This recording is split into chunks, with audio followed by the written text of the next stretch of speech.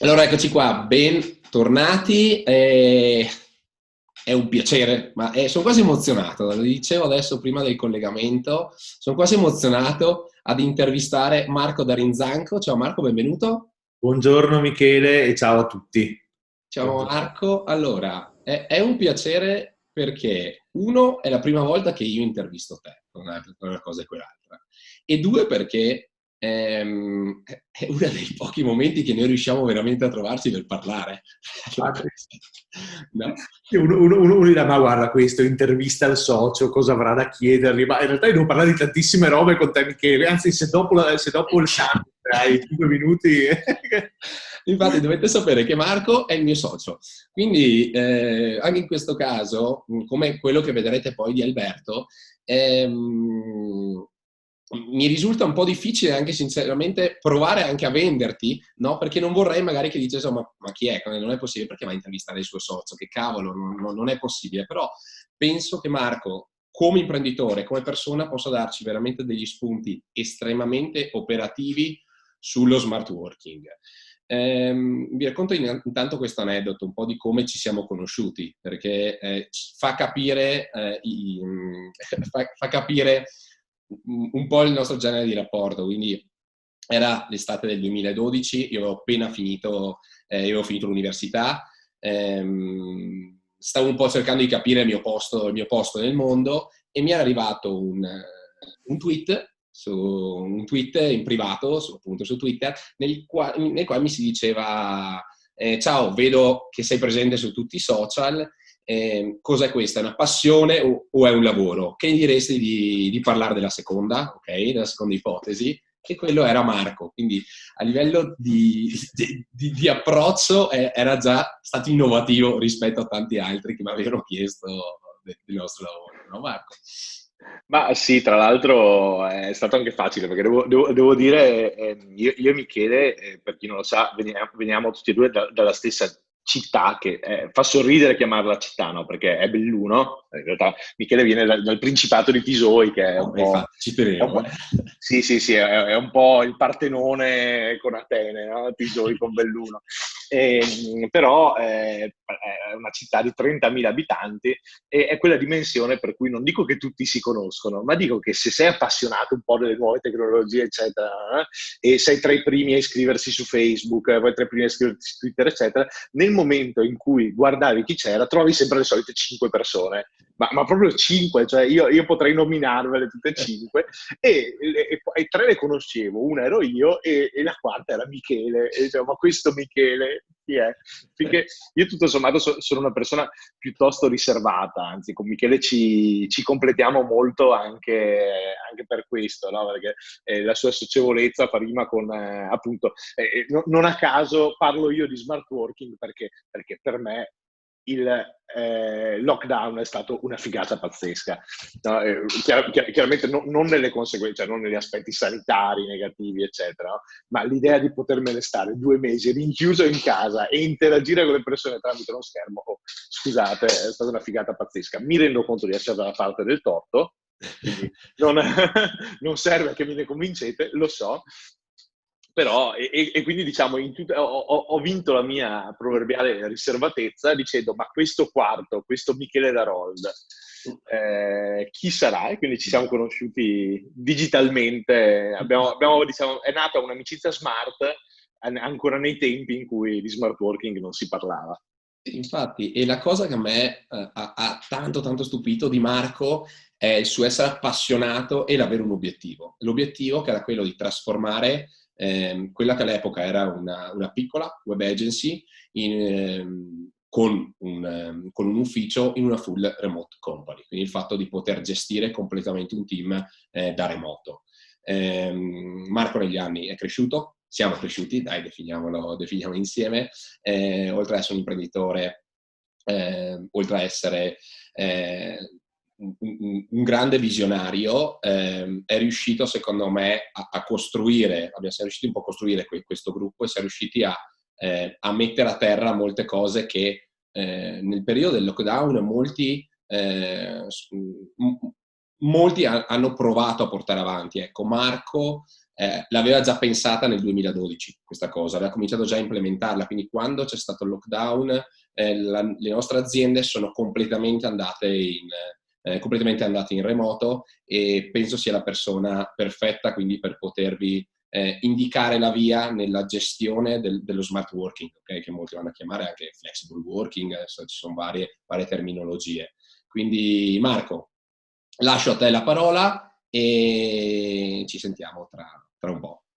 Grazie Michele, e grazie per l'opportunità e un saluto a tutti. Devo dire che mi fa particolarmente piacere essere qui oggi e parlare di questo, perché un'altra differenza, diciamo, se vogliamo, con Michele è che davvero l'uomo di cultura è lui. Io ho delle passioni che spesso intersecano la cultura, ad esempio mi piace molto la storia, quindi mi capita di andare a vedere musei archeologici, eccetera, ma potrei essere il classico che quando vai in un museo di arte contemporanea si ferma a fissare l'estintore per 45 minuti per far vedere che un po' ne capisce, finché non arriva il custode che gli dice guarda che è un estintore, diciamo. A differenza mia, Marco è molto umile, quindi adesso prendete veramente la cosa, ma è molto molto umile, perché ne sa pacchi, ne sa molto, quindi è molto umile e molto spiritoso da questo punto di vista, però. No, sì, beh, è vero che ho un senso dell'umorismo tutto mio, insomma, quindi capiscono Michele, mia madre e qualche mio fratello. Mia moglie ancora no, ma ci sto lavorando, insomma, in una maniera o nell'altra la risolveremo prima o poi. No, però diciamo, appunto, il fatto di lavorare con Michele mi ha portato a lavorare con la cultura, a lavorare con i musei e a spingere a cercare un po' a provocare, ecco, mi piace questa parola, perché effettivamente adesso voi che siete iscritti a questo summit sicuramente avete già una sensibilità diversa, state comunque seguendo un summit online, io credo che vi rendiate conto che già nel mondo museale, almeno per come l'ho conosciuto io, è già qualcosa di rivoluzionario, diciamo, rispetto a quello che farebbero molti vostri colleghi. Con Michele, alcuni anni fa, proprio in questo provocare, ci eravamo chiesti, ma come sarebbe un museo se fosse completamente automatico, no? Questa eresia, cioè un museo senza personale, no? Chiaramente ce ne siamo sentiti dire su di tutti i colori, ma perché ma l'esperienza, eccetera, quando un po' di ragione ce l'avevamo, perché è chiaro che non ha senso che gli Uffizi diventino un museo automatico, ma il museo tenuto dalla Pro Loco del piccolo paese, che ha delle cose interessantissime e che alla fine viene aperto un'ora alla settimana, perché solo quel giorno c'è il volontario che lo può aprire, chiaro che rappresenta un limite nell'accesso alla cultura. E quella era stata una grossa provocazione che abbiamo in parte realizzato comunque, cioè abbiamo puntato alla luna, diciamo, pensando a questo museo automatico, per cui abbiamo anche quasi ottenuto dei finanziamenti importanti dall'Unione Europea, dico quasi, sembra una marchettata, ma abbiamo partecipato ai bandi Horizon 2020 di allora e veramente abbiamo mancato il contributo di una virgola di punteggio. E oggi ragioniamo di un altro, cioè dello sfatare un altro mito che è stato reso un po' più semplice dal lockdown, no? Cioè, oggi noi parliamo di smart working, cioè quali sono gli strumenti che possono permettere a un curatore o comunque a chi lavora all'interno di un istituto culturale di continuare a collaborare con i suoi collaboratori e a comunicare verso l'esterno, quindi con turisti, visitatori, eccetera, anche durante un lockdown, ma perché no, anche nella normalità, completamente smart working. Ecco, dicevo, non ci fosse stato lo smart working, forse sarei stato bruciato come eretico. Adesso, alla peggio, farò come Galileo, qualche anno di prigione, e poi alla fine dirò, ma no, lo smart working in fondo non esiste e me la caverò con poco. Però credo che sia una provocazione da lanciare, perché sicuramente non torneremo più indietro, no? Io cioè, con Michele, ad esempio, abbiamo proprio deciso di trasformare in un fully remote team, come dicono in America, in un team completamente remoto tutta la nostra azienda, perché abbiamo visto che ha lavorato bene, cioè nei mesi di lockdown siamo riusciti a lavorare bene e l'abbiamo fatto perché c'era una vision dietro, come diceva Michele, in realtà dal 2011 ci dicevamo un giorno vorremmo essere un fully remote team, cioè la RIN, che è il nome del nostro gruppo, è nato con l'idea di permettere alle persone di lavorare da ovunque nel mondo e adesso l'abbiamo concretizzato, quindi è anche un po' una soddisfazione di questo periodo, ma perché non collaborare appunto anche nella gestione di un museo, di un'istituzione culturale, eccetera, potendolo fare da qualunque parte nel mondo? Perché è bella questa cosa, è bella secondo me tanto più per chi vive il mondo della cultura che è di sua natura curioso, quindi è un amante del mondo, è un amante delle cose belle, è un amante dell'andare a ricercarsele, quindi pensare di non dover contingentare col cronometro in mano il tempo in cui si può stare al di fuori del museo per studiare, per approfondire, per guardare tutto il bello che c'è in giro, ma poter vivere in una forma ibrida per la quale, non lo so, io adesso ho prenotato 2 settimane in Croazia, ma non mi sono messo in ferie perché lavorerò da lì tranquillamente.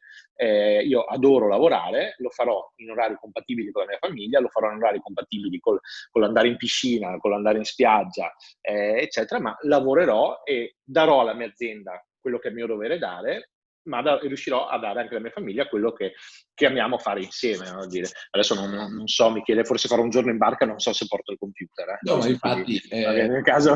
è bello perché dovete sapere un'altra cosa. Con Marco le cose le scopriamo a distanza di tot. Ah, vai in vacanza? Bene Marco, non lo sapevo.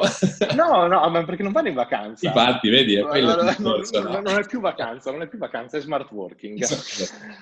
Allora, vi sto parlando un po' dei pro, no? Che ci possono essere nello smart working.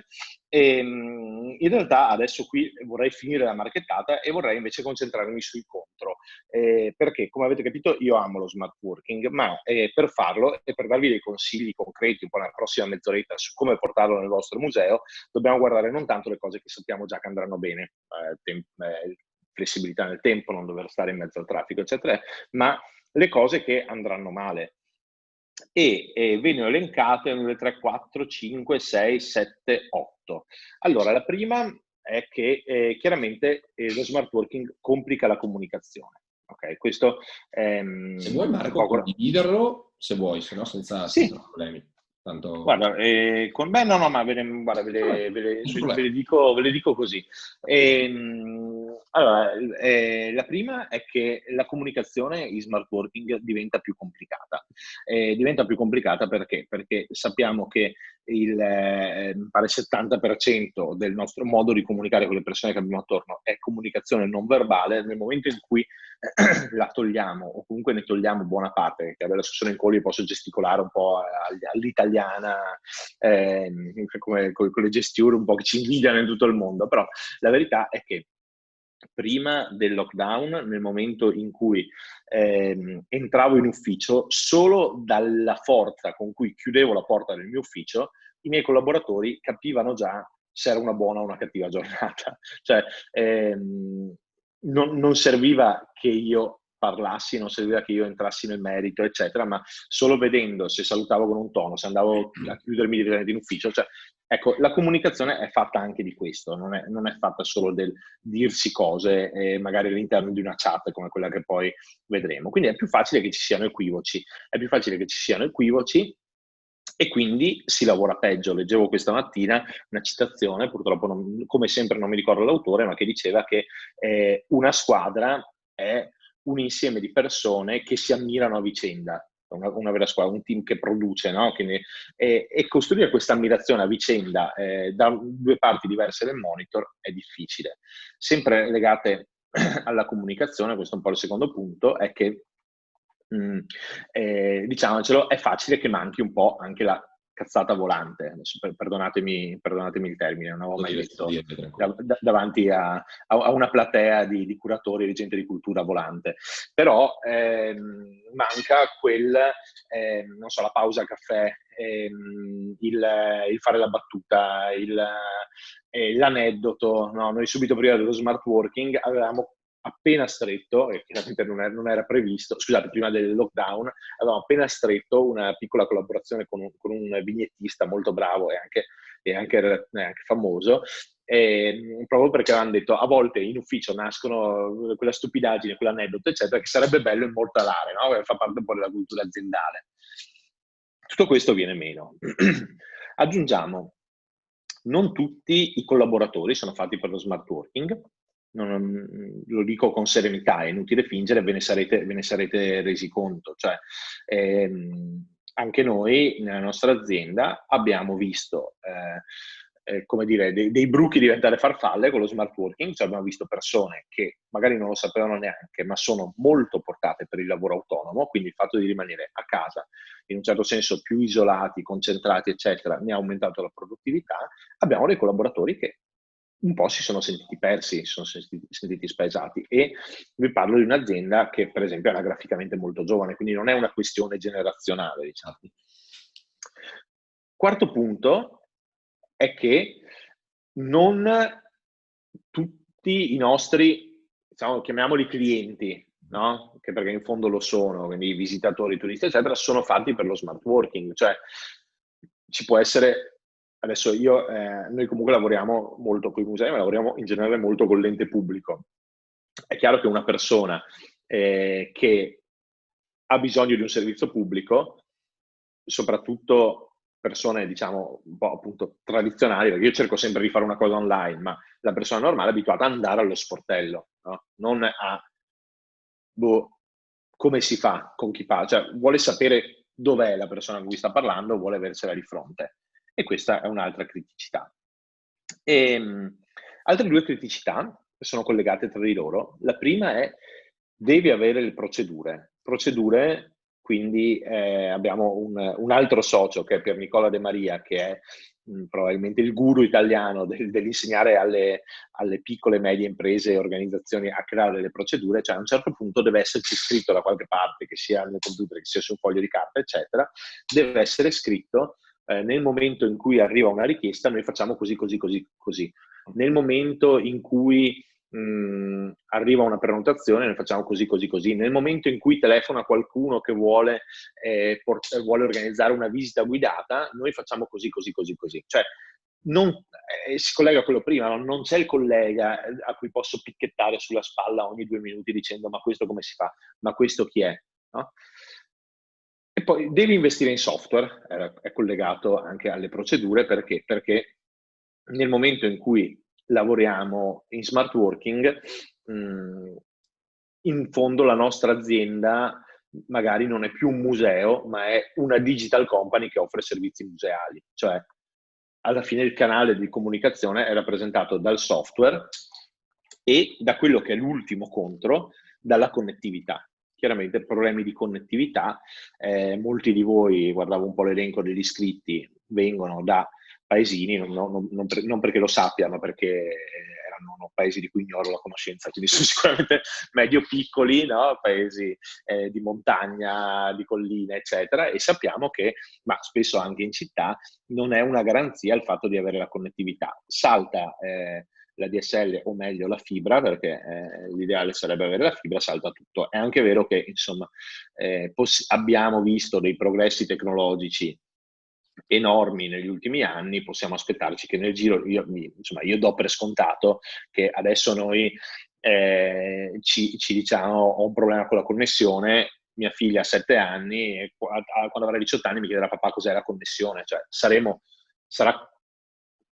sarà normale, insomma, non succederà che ci sia un problema di connessione. Adesso arriva il 5G, non apro il discorso perché anche su questo ci sono tante opinioni, però insomma stiamo andando verso una certa garanzia di poter lavorare da casa con una connettività pari all'ufficio, o per esempio nel nostro caso spesso migliore, perché Michele a casa ha una connessione che va meglio di quella che c'è in ufficio, insomma, e l'ufficio è in centro città, quindi vedete che non è detto.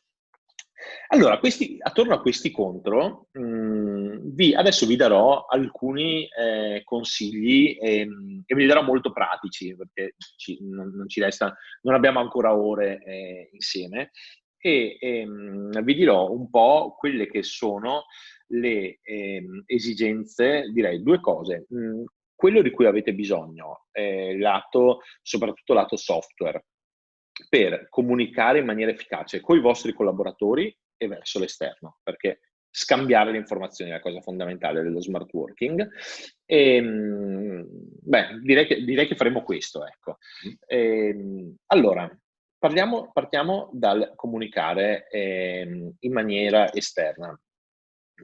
Allora, c'è una cosa che secondo me è quella in cui sono cascati quasi tutti durante il periodo di lockdown, che è stata la reperibilità telefonica. Allora, io vorrei che tenessimo a mente un principio, che è questo, e per me vale e vorrei valesse anche per voi, che lo smart working è una figata nel momento in cui non crea nessun disservizio al nostro cliente, quindi potenziali visitatori, turisti, eccetera. Quindi una delle aspettative che ha il visitatore è la reperibilità telefonica, se non altro pari quale prima, e la possibilità di parlare con chiunque, diciamo, all'interno del vostro team. Quindi, come si fa questa cosa? Si fa arrivando ad avere un qualche tipo di centralino da remoto. Noi, ad esempio, posso anche condividere un po' di schermo, effettivamente, come mi invitava Michele, farvi vedere qualcosa. Allora, share screen, eccoci qua. Ecco qua. Noi ad esempio, vediamo se riesco ad aprire proprio il nostro centralino, eccoci qua. No? Abbiamo installato questo software, tra l'altro 3CX, che è un software che ha un ottimo piano gratuito, quindi stiamo parlando di qualcosa che è a costo zero. E cosa succede? Succede che nel momento in cui qualcuno telefona in ufficio, l'ufficio non c'è più, ma continua a chiamare il numero fisso e suona il computer o lo smartphone, perché poi ci sono anche questo software, anche le app per smartphone, secondo delle regole che abbiamo definito. Quindi abbiamo detto, ad esempio, oggi risponde Elisa, ma se Elisa è occupata, come vedete adesso, risponde Tatiana. Vedete che abbiamo tutti i nostri settori: amministrazione, front office, reparto tecnico, eccetera. E quindi una persona chiama il nostro numero locale, anzi ne abbiamo due, perché prima dello smart working ne avevamo 3 sedi, anzi 4, diciamo, Belluno, Bolzano, Padova e Milano. In realtà però risponde sempre la stessa persona può essere alle Hawaii, neanche io lo so dove sono oggi queste persone a lavorare, ok? Che però vede se ad esempio risponde Elisa per una questione che riguarda un certo argomento, sa che il referente è Federico e può con un click passare la telefonata. Quindi quello del centralino è uno dei primi aspetti da sistemare. Secondo aspetto, dovete avere un sistema di gestione ticket. Sistema di gestione ticket, che cosa significa? Non sto parlando non è la biglietteria in questo caso, no? Ma un ticket è permettere a chi vi contatta dall'esterno, adesso telefonicamente l'abbiamo detto, ma a chi vi contatta dall'esterno invece tramite altri canali, può essere email, può essere scrivendovi su Facebook, eccetera, di avere la certezza che la sua richiesta viene presa in carica da qualcuno e avere voi la visione di tutte queste richieste in modo da poter vedere chi le ha in carico tra i vostri collaboratori e come sta andando, diciamo, la risoluzione di quella richiesta. Facciamo un esempio. Quindi questo si chiama un ticket, no? Una richiesta dall'esterno. Facciamo un esempio: salve, siamo la scuola X, vorremmo organizzare una visita guidata per 30 persone. No? Questo arriva un'email. Come faccio a sapere che qualcuno ha risposto? E come faccio, se sono Elisa che risponde al telefono, a sapere di che cosa si parla se non ho i miei colleghi attorno? Con una piattaforma di ticket, noi ad esempio utilizziamo Zendesk, io ve la consiglio perché è la più famosa al mondo, ma ne ha buon motivo, diciamo, perché è veramente fatta bene. Quindi vedete che qui, per esempio, se ho io delle richieste, no? Se ci sono delle richieste che non sono assegnate a nessuno, e poi posso vedere, per esempio, tutte le richieste. Quindi vedo richieste assegnate a Alessandro, richieste assegnate ad Andrea, richieste assegnate, queste sono a Federico.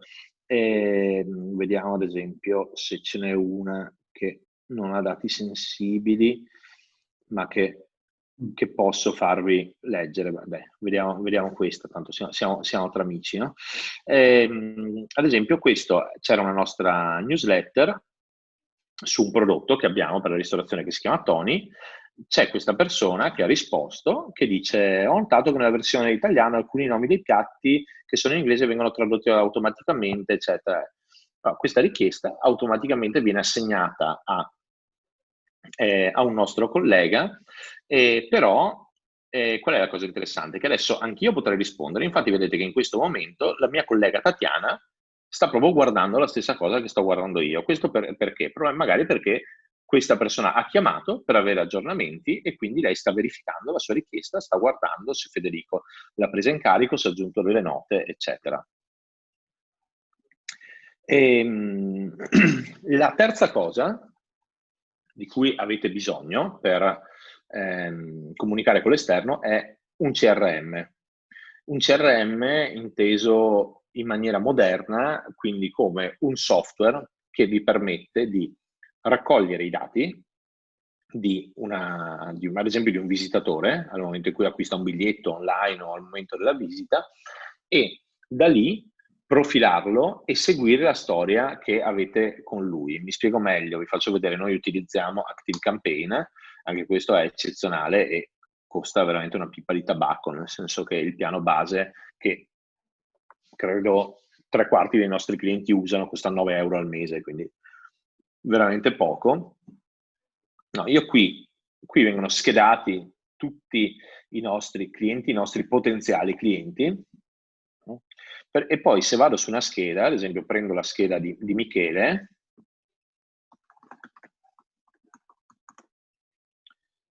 eccolo qua, ecco che mi si apre e vedo la storia che ho con questo contatto e si pesca automaticamente l'immagine dai social, vedo se è andato a vedere il mio sito, vedo le email che gli ho mandato, se le ha aperte, se le ha aperte, se non le ha aperte, raccolgo delle informazioni su di lui, dei tag per categorizzarlo. Mi rendo conto che vi sto facendo vedere queste cose molto veloci. Se è una cosa che vi interessa, abbiamo un sito internet che è outway.it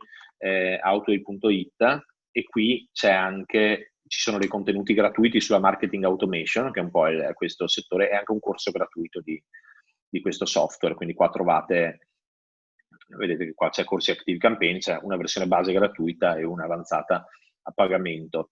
Però, quindi, a che cosa mi serve questo? Questo mi serve, allora, qualcuno dice, ma è la privacy, i dati e lo spam, no? Questo invece mi serve proprio a non fare spam, cioè a conoscere un po' alla volta il mio contatto in base ai suoi comportamenti, eccetera, e a far arrivare a lui delle comunicazioni che sono, diciamo, coerenti con quello che lui è. Adesso voi vi siete iscritti a questo summit, iscrivendovi al summit avete ricevuto comunicazioni sui musei, non vi sono arrivate le comunicazioni per i ristoratori, per il prodotto sulla ristorazione, no?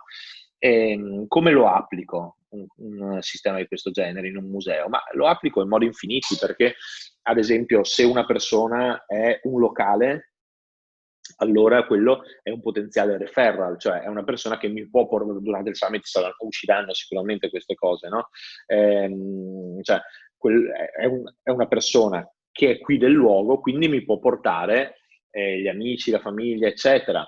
Se viceversa, se una persona è un turista, posso cercare di capire se torna tutti gli anni, se non torna tutti gli anni, e in base a questo fare delle campagne ad hoc, no? Quindi cercare di dare a ogni persona una comunicazione fatta su misura.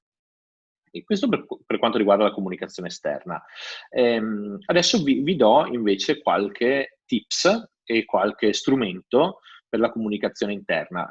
Piccolo riepilogo anche dal punto di vista degli investimenti, che so che voglio dire, per i musei spesso sono problematici. Qui stiamo parlando, vi ho mostrato un sistema di centralino gratuito, un sistema di ticket Zendesk a pagamento, ma ne esiste uno molto simile, ve lo scrivo, si chiama Zammad, che è gratuito, e un CRM che ha un costo di partenza di 9 euro al mese. Quindi questo per dire, non credete a chi vi dice che fare digital transformation è costoso, ecco, no? Quindi non stiamo parlando di niente di particolare.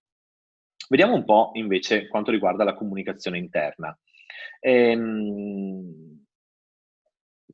Per quanto riguarda la comunicazione interna, dividiamola intanto in due canali, no? Noi abbiamo due tipologie di comunicazione interna. Uno a uno, cioè io parlo con Michele, e molti a molti, cioè noi dell'azienda parliamo, comunichiamo tra di noi. Ok? Rispetto a questo, qual è il lavoro? Il primo lavoro che dovete fare è chiedervi quando avete bisogno di avere una comunicazione sincrona e quando avete bisogno di avere una comunicazione asincrona, cioè quando io ho bisogno di trattare un argomento con Michele per cui ci guardiamo negli occhi e ci parliamo, e quando invece posso mandargli un qualunque tipo di messaggio, sia un'email, un WhatsApp, un piccione viaggiatore o uno Slack, che è quello che tra poco vedremo, e se lui mi risponde tra mezz'ora, un'ora, 2 ore, 4 ore, non cambia. No? Questa è la domanda che dovete farvi, perché questo è quello che evita uno dei problemi principali dello smart working, che sono le interruzioni.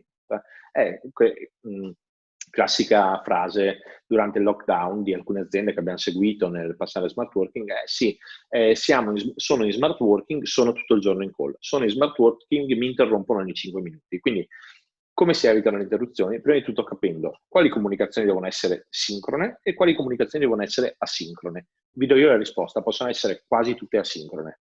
Ok? Quindi cose dove ti chiedo una cosa, ma anche se mi rispondi tra un'ora non succede niente, a patto che, e adesso vediamo, a patto che cosa.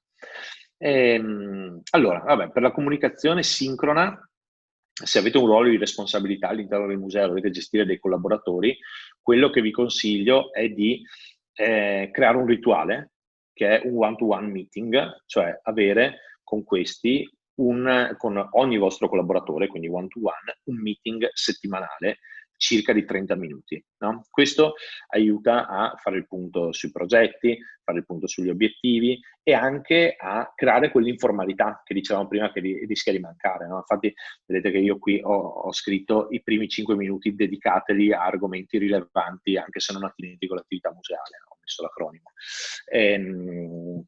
Perché 5 minuti per sopperire, diciamo, un po' alla mancanza di relazione ci vogliono, capire come sta la sua famiglia, dove andrà al mare, eccetera. Creare un po' quella relazione che dicevo prima. Quindi avere un meeting one-on-one. Mentre per quanto riguarda la comunicazione asincrona, vi faccio vedere uno strumento che noi utilizziamo, che adesso io ve lo apro dal browser. In realtà noi di solito lo utilizziamo da applicazioni, che è Slack. Anche questo ha un fantastico piano gratuito, quindi non vi sto vendendo niente, sono un pessimo venditore, come mi ripetono sempre, ma è praticamente una grande chat aziendale.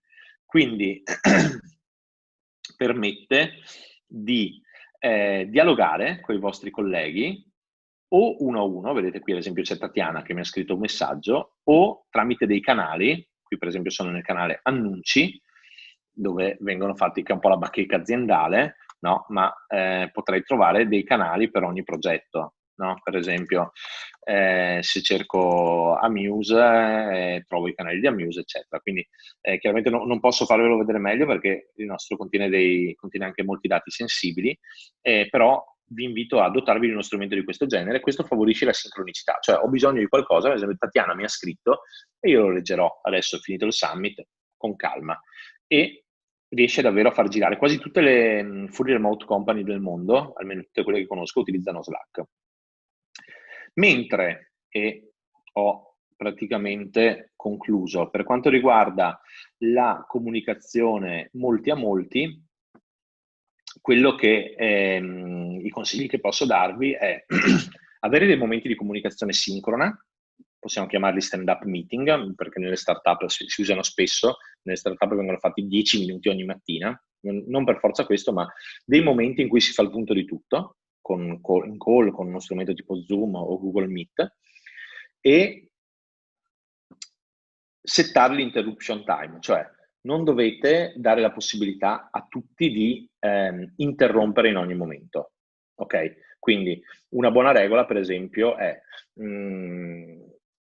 ci rispondiamo a domande, richieste, eccetera, a meno che non siano chiaramente delle emergenze, ad esempio di 2 ore in 2 ore, quindi non so, dalle 8 alle 10 ognuno lavora concentrato, dalle 10 alle 12 si interagisce, poi dalle 13 alle 15 concentrati e dalle 15 alle 17 si interagisce, chiaramente gli orari rimodulati un po'. E per la comunicazione asincrona trovare dei posti in cui siano accessibili le informazioni, quella che nelle industrie è un po' la bacheca aziendale. Quali sono questi posti? Diciamo che una delle basi per andare verso lo smart working è che tutto quello che avete non sia un foglio di carta appoggiato a una scrivania, ma sia un documento accessibile tramite cloud. Per questo, su questo io vi consiglio i servizi di Google, perché sono davvero eccezionali. E tra l'altro tantissimi enti pubblici ormai hanno, ad esempio qui siamo in Veneto, la regione Veneto ha fatto una gara, ha scelto Google e lo sta dando a tutti. Tutta la regione Veneto ha a disposizione tutti gli strumenti di Google e so che anche altre regioni hanno fatto così. Ma avere un cloud dove c'è tutto è la base per permettervi di prendere quel tutto da ovunque vogliate, perché finché io devo essere aggrappato al faldone che sta sulla mia scrivania non potrò mai fare smart working. Questa un po', diciamo, lo smart working secondo me è in 30 minuti. Ecco, allora intanto grazie mille Marco. Io mi stavo segnando giù un po' di appunti anche per fare un po' di riepilogo. Tu hai fatto benissimo quel lavoro dei problemi che abbiamo, perché i grandi problemi che abbiamo definito e che abbiamo effettivamente subito un po' anche sulla nostra pelle, sono quelli appunto del fatto della comunicazione che cambia il modo di comunicare. Ovviamente se sei all'interno del museo, se ovviamente sei il direttore, devi comunicare con tutto il tuo team, il fatto di averli là è una cosa, il fatto di gestirli come è successo durante il lockdown, come gestirli da distante è tutt'altra cosa, quindi cambia quel tipo di comunicazione, cambia tutta quella che è la componente umana. Giustamente, come hai detto te, ci sono questi, nelle startup piuttosto che ci sono tutti questi stand-up meeting nel quale si trovano, fanno questi 10 minuti di tutti insieme felicemente simili. Diventa una componente fondamentale se dobbiamo portare questo cambiamento di mindset all'interno anche delle istituzioni museali. Non tutti sono ovviamente portati per lo smart working, ok? Cioè da dire, e non è veramente una questione di età, ma è una questione di competenze e di adattamento, ok? È successo in America, ad esempio, con il Whitney Museum, se non vado errato, sono state licenziate, comunque non sono stati confermati i rapporti non con le persone che non riuscivano a fare, cioè non con tutti i collaboratori, bensì con chi non era in grado di lavorare in smart working. Cioè è un cambiamento, è una skill fondamentale in questo periodo storico, saper lavorare in smart working, saper utilizzare appunto certi strumenti. Fondamentale diventa l'utilizzo sì di software che potenzialmente non sono tutti a pagamento, quindi come avete visto da un punto di vista per la gestione verso l'esterno, il mettere un centralino, telefono piuttosto che la gestione dei singoli ticket, così non vanno perse richieste. Come detto, l'esempio perfetto secondo me è quello della scolaresca che fa determinate della scuola che fa determinate domande per la scolaresca, quando si potrà ripartire, e la discussione del CRM con Active Campaign, che poi torneremo a parlarne anche con Alberto di questo, perché secondo me è lo strumento fondamentale ad oggi nel museo. Anzi, se mi dovessero chiedere cosa deve fare un museo ad oggi, prendi Active Campaign e doti di questo CRM per fare le cose, perché diventa una cosa fondamentale. Verso l'interno, ecco, diventa ancora più importante la differenza che tu hai detto tra comunicazione sincrona e asincrona. Tu sei un fan della comunicazione asincrona, sei un esperto oramai di Slack, nel senso che probabilmente sei stato il primo a averlo utilizzato, se non a livello italiano, comunque a livello veneto ne sono quasi sicuro, perché dopo da lì a cascata sono arrivati tutti esperti di Slack, però penso che sia uno strumento veramente completo nella gestione del rapporto del team, come giustamente mostrato. Non si poteva mostrare di più perché sennò ci sono questi problemi di privacy. sia verso, abbiamo visto, singoli progetti, quindi banalmente per parlare solo di una cosa legata ad una mostra, abbiamo della mostra piuttosto che di un progetto, piuttosto che si può creare il canale solo unicamente per quella cosa e all'interno di questo canale ci possono stare tutti i nostri collaboratori, comunque chi fa parte di quel canale, e tutti vengono aggiornati su quella cosa. Banalmente come se fosse una chat di gruppo che ci aiuta anche nella condivisione dei documenti e verso appunto eventualmente le singole persone, quindi con i singoli canali. Diventa poi fondamentale una serie di altri strumenti che appunto per forza di cose non abbiamo parlato, però che tu le utilizzi molto, sei di un livello up, dal Todoist di turno piuttosto che Calendly, Todoist per quanto concerne, adesso mi viene un po' meglio Todoist per quanto concerne l'assegnare le task, ok? Quindi il fatto di assegnare le cose che devono essere fatte dai tuoi componenti, anche per tenerne traccia, o dallo stesso Calendly per fissare le call piuttosto che fissare gli appuntamenti online. Vorrei chiudere un po' questo nostro ragionamento sul cloud. Ecco, probabilmente il più grande problema che hanno avuto i musei, aziende e musei durante il lockdown è stato il fatto di non aver messo i dati in cloud, non aver messo le immagini in cloud.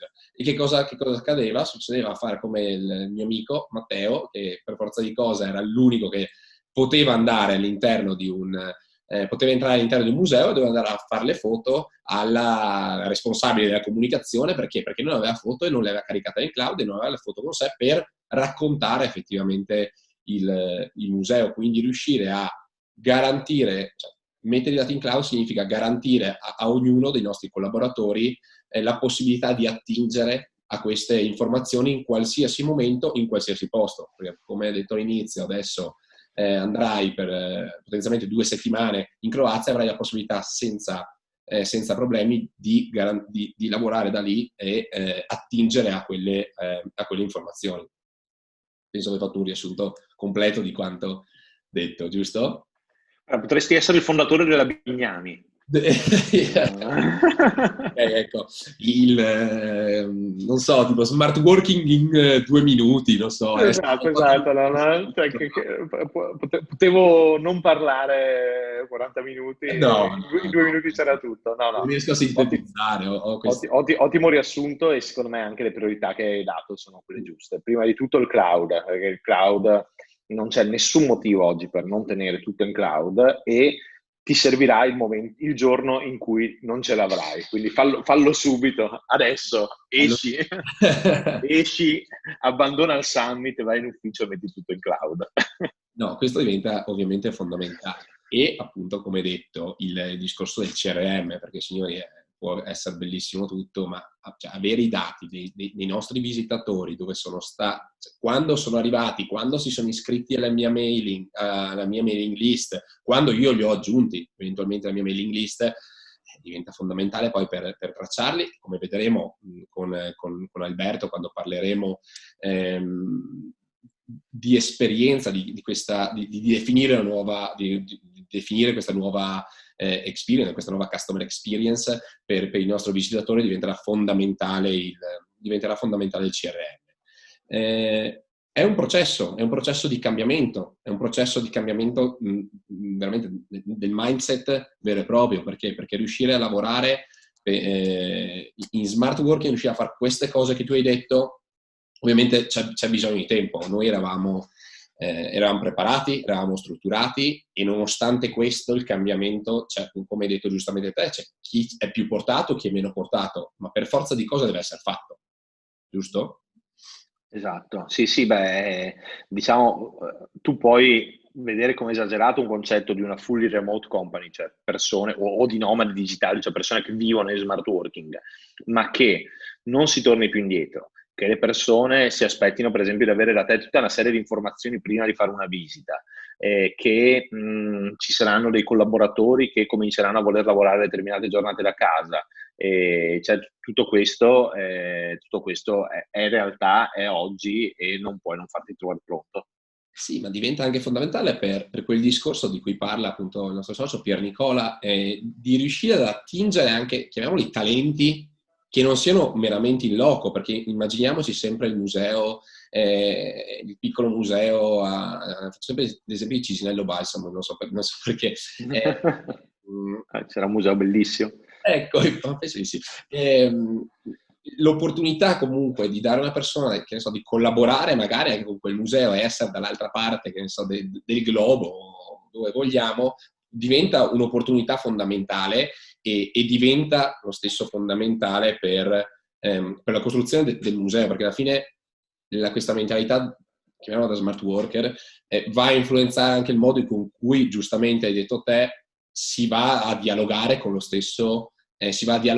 stesso visitatore. Quindi tutta quella serie di processi di cui giustamente hai parlato tu prima, che diventano fondamentali, che vengano ben definiti, ben fondamentali, delle cose da fare quando una persona arriva in contatto con me, di tutte le mail che io devo mandargli inizialmente per portarlo a fare determinate cose, giusto? Perché diventa, esatto. Diventa questo, secondo me, lo step fondamentale.